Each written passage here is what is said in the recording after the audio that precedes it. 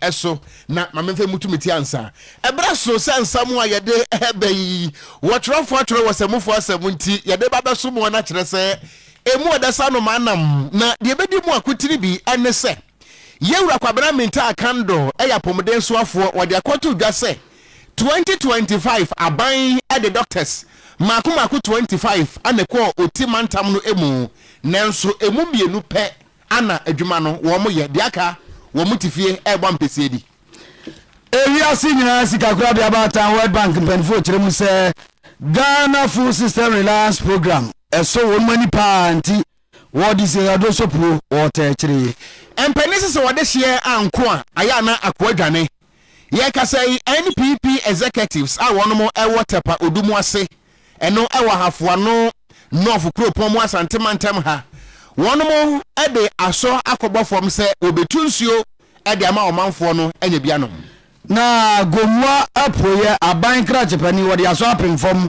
ama budumado ebekoso kaso anyanya no kwantempon wobedwatum sadanso ana Public Utilities Regulatory Commission PURC wono mo de ntitie bi ama ensem trofo a eno nso emu nsem kaseboi wo betie eni nsem dodo no anopai na yaso abu niditi Emmanuel Okogyeabour modern na wasem Jim James Cliff JJC ana tintimbo ti do MC anso Caston Kokodu Tum Network ani ko fa nu ani ko dwan kuma no madama ondi atum 100.7 FM Promise 102.7 ni Promise Television so ani yesi ko ni abrane ya anopai ya krashe na yeso mukasi dum Wofa Atta Frimpong ni miti ya Gangster cat ya meeting kura Okogyeabour Ocran na yemfaseda imagine of BK training services anopai breakfast no cocoa Tom Brown pampa oat ni nyina no aye krado de dem ko a environment no aye clean na aduane no aye organic and hygienic ya anopefo ani kire mu ewo ho se wo kwadwuma ana se wo ko school fa wo bag ne fa ho na kwaje breakfast ni bi fa sha wo bag mu ewia no so lunch no ebe ye krado plain rice and stew jollof rice fried rice spaghetti and afenso noodles de papa o eno nti okwagyina BK training service ho no mo a jai wo kania mabobo a ni kan ye pa eno wachi no se wo ye party outdoor dwumadie bia wudie na wo behia enipadom eno nti wo pa aduane de asom no wankasa enha ho to nsafre gyina B na obegada arsenal yaba na wabesebe kama fa ne nyina hya ne nsa wo behu no ewo adum wone access bank no ana ben ewo kumase ha na wone mass by Ghana eye opposite friendway na antegina wanye oso 0247 0099 another 99 and 0244 239886 Faith Homeopathic Clinic ahinema kwakobi 18 yenkwankwaje ayarsani apomdanyi efiti stroke infertility fibroid diabetes pressure sexual weakness stomach ulcer asthma STIs any yaro ahodo ni nyina no eye Faith Homeopathic Clinic yenkwanom enwonketwa na eyarewa kese yentu asiese ewa bonise guna nente onkrotwa ahode na aba no yemfra 0246 728 675 and 0556 272671 afa yebusuya gejredem ese keje madam awobi akwada zipo na ensem no yemfa emu enkyeremu emra se bedwani a wate akonya so ewo dwaboso wono ana woya apomde soafo yewura kwabena minta akando ade atodwa se enema bi ekoso ewo Ghana hanomo a se wankapa na kire se ani eya yenyan eya sai ane se wokyeremu a 2025 no ana Ghana ban posti Ghana this year makomako aduonu enum 25 se wo monkoye medical doctors ewo woti mantem ye kasai emu mienu pe anadwuma no wo mudi mu a wo moye wo mo aka 23 de wo mutifia a wo mbo ampese die wo de sansem we nyina todwa wabra wo kopie mu ewo mantam no mu ana wo tirem se nia ekoso ne hadwen se mo wie school tifie na musu gu aban so sa aban ma mo adwuma na adwuma ne ye de maamo a musi ote region eye kurase eno ntimo se monko eno ntino 25 medical doctors emu mienu pe na adwuma no wo mo eye yewura minta akando ne nsem ne a member of parliament, a regional minister, whoever you are, we must all put our heads together to find the solution. What we have realized again is that we post health professionals here. Nobody will. In 2025, we have posted about 25 medical doctors, and my checks indicate that only 2 have reported. Unfortunately, since I took office as a minister responsible for the health sector, I have indicated that no health professional should see going to serve in rural areas as a punishment. For me, in my humble opinion, it's a call to duty. And so I have assured all the districts and the regions that we are not going to change anybody's posting. Unfortunately, we can't do anything about it. So we will stand by it. If you have been posted to OT, you will go to OT. That is where government has vacancy. And that's where but we should also do an introspection of why the people are not going and to be able to facilitate their stay. Enti yera kwabena minta akando wano ana ye waswafo a wohwa apomden eso ana de yakoso ewo woti mantamu a entwa yie moadi appointment letters makomako 25 medical doctors mienu pa na ye adwuma wo mo aka ne de fetiri dechi adame eni adode ana wo mo wie wo mutifie emunsam anono obu fetiri dechi nkwa ya to aso kasem na yankwa nanim na ya diura miani semu kakra aso ya hwe kwadwuma nsem so ya ministry of food and agriculture abomoten ani abibirima to ama hodo wanka bonku batan economic community of West African states e 20 afra no ECOWAS mpadifo to kase ya wodi dwumadie bi tata so na dwumadie no wodi ada so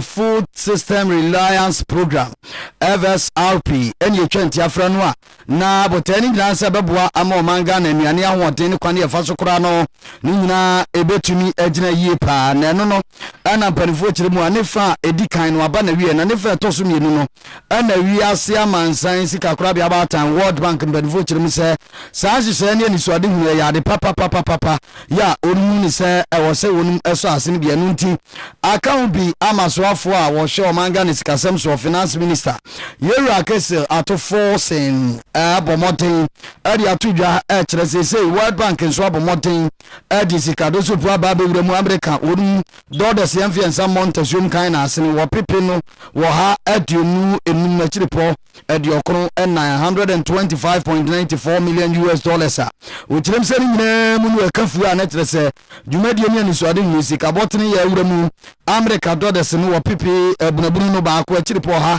ade ade oson 170 billion US dollars a Yera forcing kire se sa anisuade huni beboa wo manfo papa I'm seeing today, and clearly the agriculture compact that we are developing together, if implemented well, will solve some of the problems that we are seeing. The government of Ghana, working with the World Bank, have developed, and we are about to complete, a compact mission Connect. It's a compact that seeks to target certain crops, both economic crops and also some staples that we consume. And so we are targeting 100,000 hectares of palm plantation. We are also targeting rehabilitating some of our cocoa farms in the cocoa industry. We are also targeting rice for Ghana to be self-sufficient in rice, to the extent that we will stop the importation of rice into our country. Clearly, today I've seen that we have areas that we can grow rice up to about 400,000 hectares. Ono nyamfo kesa to force na yete ninkan na sikakura bia batan wiase amansa nyina wonum na musini anase de ogina mudima wonum Dr. Ashwini R Sebastian Semkakra ya wonso wode etudwa yentie bia. The government's priorities to develop the agriculture sector. Why is that? The agriculture sector in Ghana is about a fifth of GDP currently, and it accounts for over a third of employment in Ghana. So a very critical sector for the future of Ghana, but there's much more that can be done. We hear when we talk to private sector, what are the constraints? Infrastructure is the thing that keeps coming up. Investments in irrigation, investments in roads, farm-to-market roads, etc. And so the bank is committed to providing support to the government of Ghana to address some of these constraints in infrastructure. So the government and the bank are currently discussing a program in agriculture to support economic crops, to continue to support irrigation schemes and approaches such as the one in this FSRP, and also for rural roads to then ensure food can be moved where it needs to be moved, and crops that are going for export. Enti na Dr. Sweeney Sebastian Sam ya wode to do chirim se niti awa wiase kakra bia ba tan se ni so ade huni da wonu makoma so akyere se ehia wonu papa pa ho anamo ni nyina wonu etubia no ntum ta akyere miento akase bo no so na yemra santemantem a yeba ahafo anonof kropo mu asantemantem ha na womanfo ne adehia wono mo ewo tepa odumu ase na ensuo ho ayeden titiro de omo benom ani ade nanso mpanefo de atodwa se wode hye anko a aya na ko adwane eno nti NPP executives a womo ewo ho womo ka ba kirim se ntampe homa e de asokwa bofom a womo ebetu ensuo e de ma womanfo no na womo nso anya bi anom wonom ekirem se de womanfo no na mo no enya de a enika nanso no abanya na adwen se obeye eno nti na womo ankasa e de ato womo so a wo di sa adwuman e de abo a womanfo no na wanya ensu papa etimi anom na wabra wode asobo fom no ana NPP electoral area coordinator ewo odumwase eye owura Sapon Nicholas wojebre ene Oyerepa nsam trofo di nkomo na wo kire botaye nti a adwumaso yi wodi akire yenti a yede aso abofom ene dai enyina ne se ye ensuo eye mechanized borehole e de ama odumaseman de titru eye school a ewa hanti yehunu se yenkwala no ebre ani kuro no ebre ewo nsuo sem ho pa enti executives ye odumase electoral area MPP executives me na medano as a coordinator ana yake ho abom ese ye saa nsuo yi na ye de aboa ama kuro yi ani school yi atimi afa ne ntoma pa afra ewo nsuo sem ho efise yehunu se nsuo ye problem a ha community pa eni ayeti yi eye owura Sapon Nkuma Nicholas wono ana oye electoral area coordinator ewo odumwase ewo NPP amanyoko no edinimu a wogina ne nuanu anam ne nsamtrofo di nkomo botaye nti a wotu nsuo yi emu nkomo anabusuan wote ye no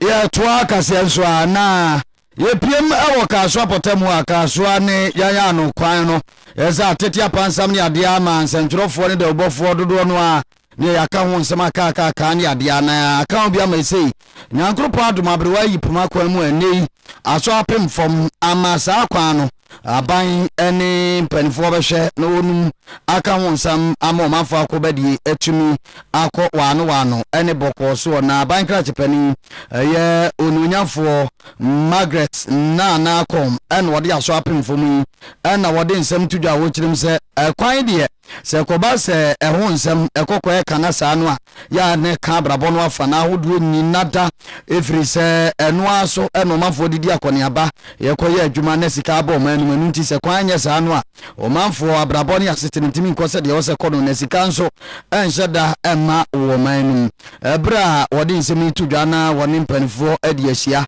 afa ye kwan yi dwumadi ehone no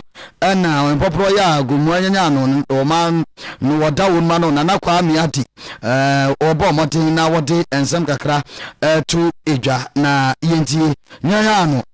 o ma hene contractors of government the best on you my papa man say be be you pay sure the work we hours it you know yet to pay on time and cover the human by 3 years in each and another one they be pass you so why ya what boy in terms of economic activities no na obobua yamba na okugwa na ade afiso ma kuma ade ayashi ma yemba bumi dumi bi a wo ye no so ade ma kodo ama iti ebe de wanse na enya hape ye wo ada ida rules kiti bi wa no so se wo ye man na obobua nti wo ya ye wo bebi sufufura ye be che yo na badwaba yetra assembly member no nyafo Isaac Kwansa yo potam wonum wonso ohwene nsam de ma ban pa se de kwani na city to ne mafo ne ya ban twa na ni behwe onum no woda ban ase hwehwa ne nsake tete kanu asena no makodo de amma mpanyimfo a wakasa na wakasa awutwa na bola feri ho ama nde bibi ɔte dem lotum wewe pɛ na asena ne yakodo ya de ma beda menda bi mo kasa asame man ya to aba mo mfuntuma ne ya memme no wona fra na pa ya abanda ma muso memma isi onda yo na bankra chepani na abenru abapani ma me Margaret na akom ensem kakra ya wode atudwa yentie Kenyan Papa His Excellency ni big push na nani suade hu kase opese obehwem kwani na aboa na ebeda so no ejese gomwa isinse yate den enti afa kwanya we said na nanom asem na nanom asu ahayen papa am said just last 2 weeks someone na we can no we besu ahayen no e ma ye release the drip machine ye MP supporting fuel ahemfo so boa with fuel e me ye dem wo shipping and that's what ba better so ankasa ne ya asphalt na ya dum yo nti na gomwa bottom wa bankra chepani ma me Margaret na akom raba pani mum ne ni atie yento akasebo no so na yenko ensam foforo emu a yakobono mantam no emu na oman Ghana asoye a wonom na hwese ensuo buo ye betum ye beteso enyina baabi agina enyina mo ahoɔden buo ye betum ye beteso anase enyina baabi agina no eye PURC Public Utilities Regulatory Commission ene womo ne nsam trofo a womo ewa bono mantam akamba kyerem santampe homa na wonom aye nkyerɛkyerɛ ede ama nsam trofo se na beya ye bete womo dwumadi a womo die no ase se PURC se na beya womo dwumadi a womo die no se kobase agina simpie ni apaso na ye ka ho nsam ede akyerɛ Ghana fo a yetimi aka no yie wotirem se no betimi aboa papa ama Ghana fo nso ati wo mudwumadi a wo mudie no asefiri se empempie no se kobasa anyinam ahoɔden bo anase nsuo bo no yetumu pɛ na Ghana fo na tware wo mo se na bufu aba wo se na nyina no ane se enkyerɛkyerɛ mu a ɛsɛ nsɛm trofo de ma Ghana fo no ana yɛn hyɛda nya yɛnti ɛho behia se wo yɛ saa nkyerɛkyerɛ no training ede ema nsɛm trofo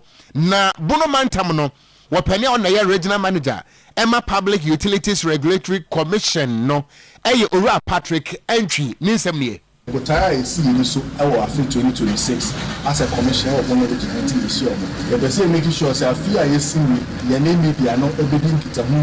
we no mobile komo educational activities be ano the one man so at now this almost my boy no man broadcast it my dear the other most important at the entire years education we say we na you say commission at the major type review about thing I take effect the 1st of this January. So we want to make sure say information now you dey about thing no your church media no so I the acting as it almost so move ejuma o meeting am public with the right information out there. Ani ayeti ye panimpa wono ana bono mantam no PURC odano se regional manager Oyerepa Patrick entry na no nsam eno no na tiawa NPP so gogoro kwa maniko no ne de kwa akɔwie na NPP amanyiko no ene wonum ginatuku dwomtrani Chairman Edema Council of Elders Yewa Hackman Osu Ajman wode nsem atodwa na okirem se nyame ani nukromie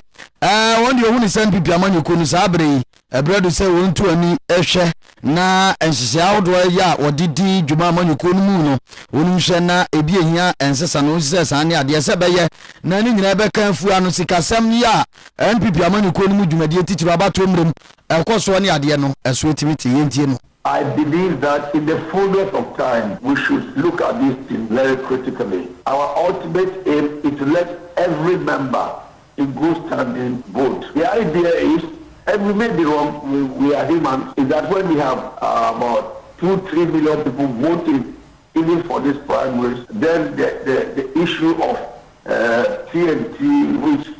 tantamount to inducement, as you say, is a thing of the past. We believe that we have to implement and changing our rules of procedure. This time, we try to expand the electoral college, but because a lot of them have died over the years, the figures were almost the same as it was in 2023 or whatever.